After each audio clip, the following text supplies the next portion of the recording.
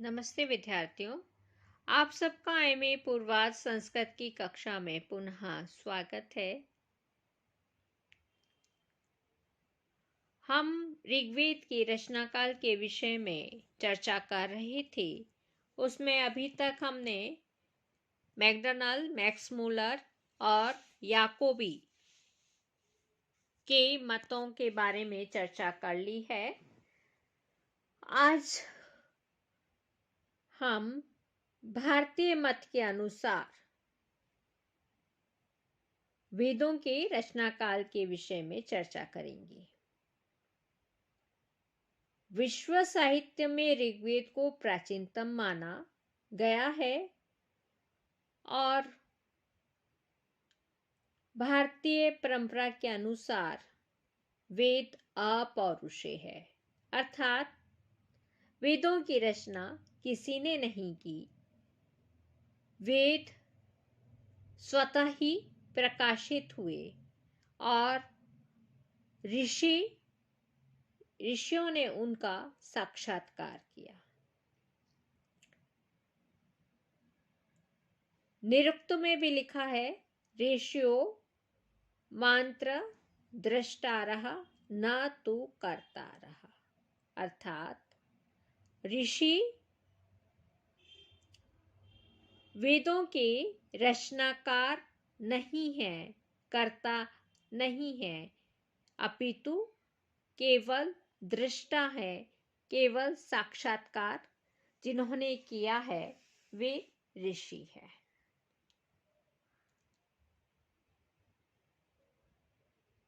सृष्टि के आदि में ईश्वर ने वेदों का ज्ञान अग्नि, वायु, सूर्य तथा अंगिरा को दिया और ऋषियों ने उसका साक्षात्कार किया और यह वेद हम सबके सामने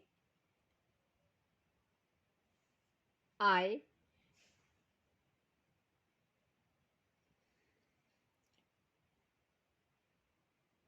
भारतीय मत में ऋषि दयानंद सरस्वती, उनके अनुसार वेद ईश्वर की कृति है। वेदों का निर्माण पुरुष के द्वारा नहीं हुआ है, अतः ये अपौरुषेय है।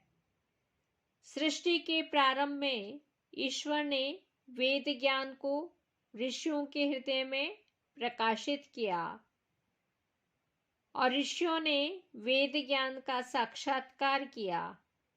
सर्वहूत यज्ञ से ही वेदों की उत्पत्ति हुई है। ऋग्वेद के 10वें मंडल का पुरुष सूक्त का 7वां मंत्र इसी बात को स्पष्ट करता है, जिसमें लिखा है, तस्मात् यज्ञात् सर्वहूत ऋचः सामानि जज्ञिरे छंदांसि जज्ञिरे तस्मात् यजुस्तस्मात् अजायत।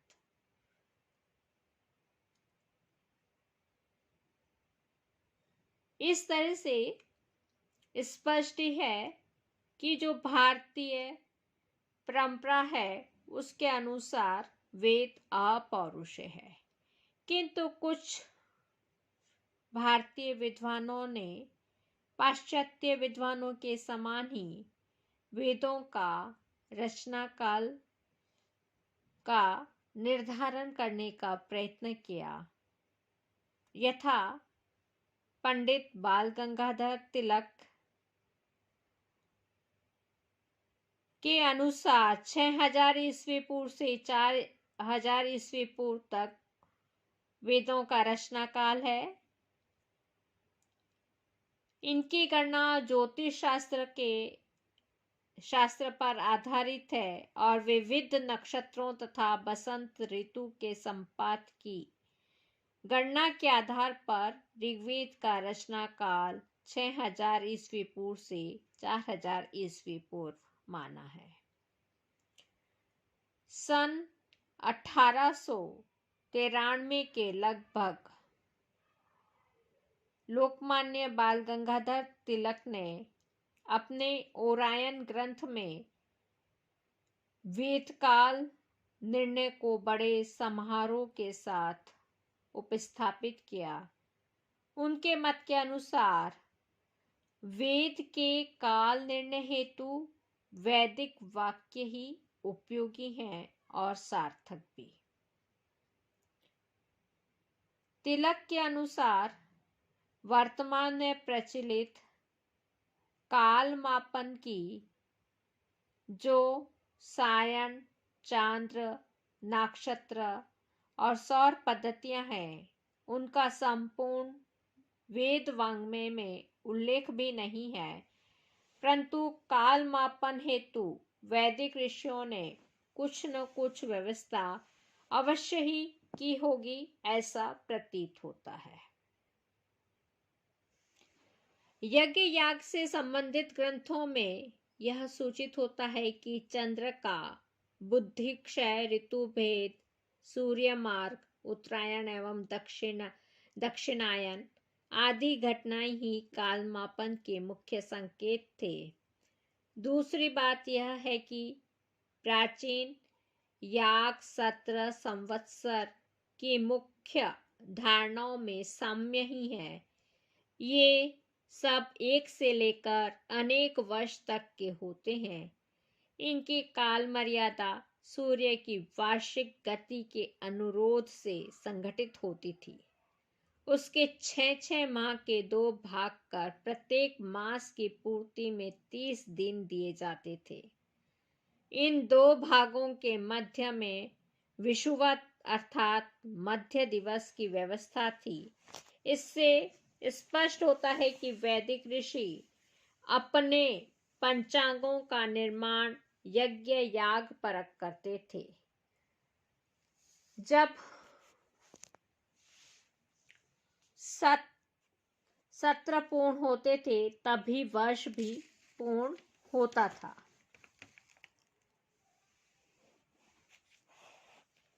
बाल गंगाधर तिलक के अनुसार वैदिक ग्रंथों में प्राप्त उल्लेखों से ज्ञात होता है कि प्राचीन आर्यों का वर्ष सौर था, मास चांद्र थे और वर्ष का आरंभ बसंत संपात से माना जाता था। तिलक एक अन्य तर्क उपस्थित करते हुए कहते हैं कि वैदिक वाङ्मय में यत्र तत्र प्राप्त प्रमाणों से यह प्रतिपादित किया गया है कि पूर्व काल में कृत्तिका नक्षत्र से नक्षत्र चक्र प्रारंभ होता था। तैत्तिरीय संहिता एवं ब्राह्मण ग्रंथों में उक्त प्रकार से नक्षत्र गणना दृष्टिगोचर होती है। इससे यह सिद्ध होता है कि कृत्तिका में ही बसंत संपात था, वहीं से वर्ष का प्रारंभ होता था। तैत्तिरीय संहिता में उल्लिखित गवामयन सत्र की जो चर्चा हुई है, उससे यह प्रमाणित होता है कि यह काल संभवतः 2500 ईस्वी पूर्व का होगा। और लोकमान्य तिलक ने 4 खंडों में वेद काल का निर्णय किया। उनका मत है कि पूर्व काल ही अदिति काल है, अर्थात 6000 से 4000 ईस्वी पूर्व है। इस काल में पूर्ण ऋचाओं का निर्माण हुआ होगा ऐसा तो नहीं कह सकते, अपितु अर्ध गद्य, अपूर्ण पद्य, इस प्रकार के अपूर्ण वाक्यों में देवताओं के विशेष विशेषण एवं उनके पराक्रम को ऋषियों ने ग्रंथित किया होगा, यह कह सकते हैं। द्वितीय मृगशीर्ष काल है। यह सबसे महत्व का काल था। ऋग्वेद की अधिकाधिक ऋचाएं एवं सूक्त इसी काल में निर्मित हुए होंगे। इसी काल के उत्तर भाग में ग्रीक एवं भारतीय आर्य पृथक हुए। यह काल 4000 से 25000 ईस्वी पूर्व का है, अर्थात कृत्तिका का बसंत संपात आने तक का यह काल है। तृतीय काल कृत्तिका काल है। इसकी काल मर्यादा 2500 से 1400 ईस्वी पूर्व अर्थात वेदांग ज्योतिष तक का काल है। चतुर्थ काल 1400 से 500 ईस्वी पूर्व का है, अर्थात बुद्ध पूर्व का काल है। इसी काल में सूत्र ग्रंथ षड दर्शनों का निर्माण हुआ। इस प्रकार ज्योतिष विषयक प्रमाणों के अनुसार वेद का काल 4000 ईस्वी पूर्व का निर्धारित करना चाहिए। लोकमान्य तिलक के मत को दीक्षित, केतकर आदि ज्योतिर्विद विद्वानों ने अनेक प्रमाणों के साथ अधिक परिपुष्ट किया। भारतीय विद्वानों में प्रोफेसर अविनाश चंद्र दास का मत भी उल्लेखनीय है। प्रोफेसर दास ने ऋग्वेद में वर्णित भूगोल तथा भूगर्भ संबंधी अंतः साक्ष्य के आधार पर ऋग्वेद का रचना काल 25,000 ईस्वी पूर्व माना है। एका चेतत सरस्वती नदी नाम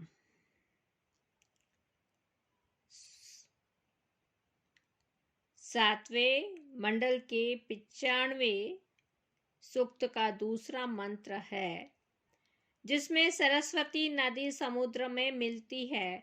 इन्होंने राजस्थान में समुद्र होने तथा सरस्वती नदी का उसमें मिलने की गणना को आधार बनाकर काल निर्धारण किया।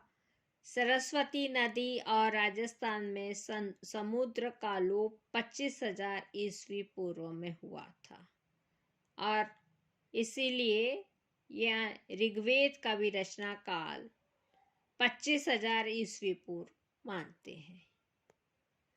पंडित नारायण राव पारंगी के अनुसार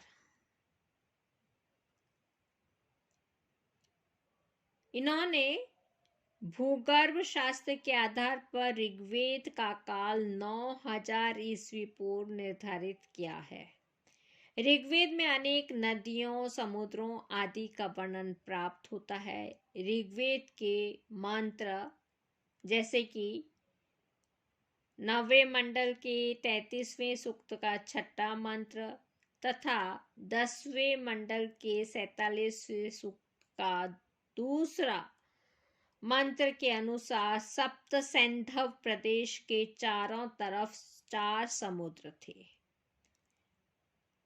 पूर्वी समुद्र उत्तर प्रदेश, बिहार, बंगाल में था। पश्चिमी समुद्र अरब सागर था।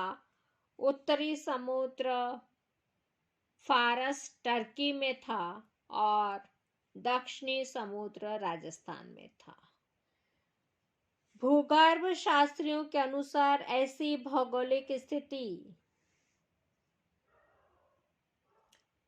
9,000 ईस्वी पूर्व रही होगी, अतः ऋग्वेद का काल 9,000 ईस्वी पूर्व है। भंडारकर का भी मत विशेष उल्लेखनीय है। Doctor R.G. भंडारकर ने इतिहास के आधार पर ऋग्वेद का काल 6,000 ईस्वी पूर्व माना है। वे यजुर्वेद के 40वें अध्याय में आए असूर्या शब्द को असीरिया का समानार्थक मानते हैं। ऋग्वेद में देवों और असुरों के संग्राम का उल्लेख है। उनके अनुसार असीरिया मेसोपोटामिया के लोग ही असुर हैं। वे भारत में 2500 ईस्वी पूर्व आए थे, अतः यजुर्वेद का काल 2500 ईस्वी पूर्व है। ऋग्वेद इससे भी पूर्व रचा होगा और ऋग्वेद का काल 6,000 ईस्वी पूर्व है। पंडित शंकर बालकृष्ण दीक्षित के अनुसार शतपथ ब्राह्मण में कृतिकाओं के उदय का वर्णन आता है। पंडित दीक्षित के अनुसार कृतिकाओं की पूर्व में उदित होने की ख्याति 2500 ईस्वी पूर्व रही होगी। ऋग्वेद शतपथ ब्राह्मण से भी पुराना है, अतः इसका काल 3500 ईस्वी पूर्व माना जा सकता है।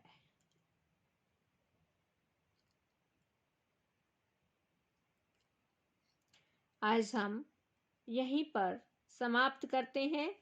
हमने पाश्चात्य विद्वान और भारतीय विद्वानों के अनुसार ऋग्वेद के रचना काल के बारे में चर्चा की है। पुनः मिलेंगे। धन्यवाद।